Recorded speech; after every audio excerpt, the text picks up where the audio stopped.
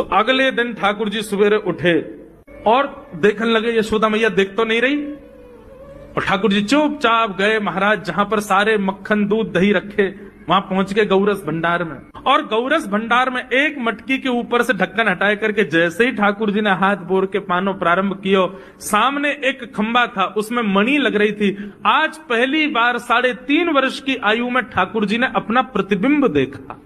ठाकुर जी ने जैसे ही प्रतिबिंब में अपने रूप को देखा, अपने रूप को देख करके ठाकुर जी बोले, हो तू भी आयो यहां चोरी करवे? अपने आप से बात कर रहे हैं ठाकुर जी। अरे मैंने कही तो हती अपने अपने घर में चोरी करनी है, तू दारी के मेरे घर में आगो चोरी करवे?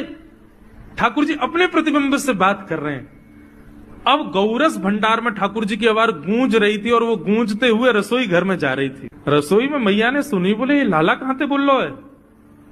उठ गयो कन्हैया, मुझको पतो भी ना चली, नूपुरन की आवाज ना आई। मैया दौड़ करके गई तो देखा ढूंढते ढूंढते गौरस भंडार में ठाकुर जी अपने प्रतिबिंब से बात कर रहे हैं। कितनी सुंदर झांकी है ठाकुर जी की। ठाकुर जी मक्खन पा रहे हैं। बोले अच्छा अब आ तो गयो है यहाँ पे, लेकिन सुन चुपचाप चोरी करके भाग जाइयो, मेरी मैया बहुत मारेगी तो को। बाकू यदि पतो चल गई तू चोरी कर रहा है तो को उखलते मान देगी, मेरी मैया बहुत मारेगी। चुपचाप चोरी कर और निकल ले यहाँ से। ठाकुर जी चोरी की बात कर रहे थे, यशोदा मैया ने पीछे से सुनी, लाला ओ कन्हैया। ठाकुर जी घबरा गए, मैया कैसे आ गई? हाँ मैया, कौन से बात कर रहे हो तू? अरे मैया देख हमारे घर में चोर घुसायो है। अपने प्रतिबिंब को दिखा करके ठाकुर जी कह रहे हैं, देख मैया हमारे घर में चोर घुसायो, जे चोरी कर रहे हो हमारे यहाँ के मक्खन की, तो मैया को पकड़वे आयो हूं। नन्हे से गोपाल जी, बहुत मधुर लीला। मैया हंस भी रही है और क्रोध भी कर रही। बोले अच्छा जो चोरी कर रहे हो? बोले हाँ।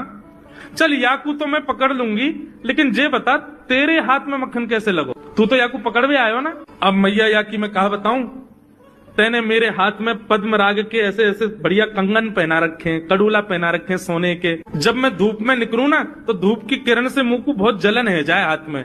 तो कल मेरे सखा मधुमंगल ने मुझसे कही, बोले लाला जे जलन तेरी दूर रह जाएगी, तू मक्खन में हाथ बोर लियो अपनो, सो तेरी जलन दूर रह जाएगी। या हमारे मैया जलन हटावे के काजी मैंने हाथ बोरो है। मैया बोली अच्छा चल लाला, यहाँ तो तेरे जलन है रही और यहाँ पे यहाँ मक्खन कैसे लगो? ठाकुर जी बोले मैया मैं अपनी जलन दूर कर रहा हूं। इतने में जन कहां तक मक्खी आके मेरे मुंह पे बैठ गई।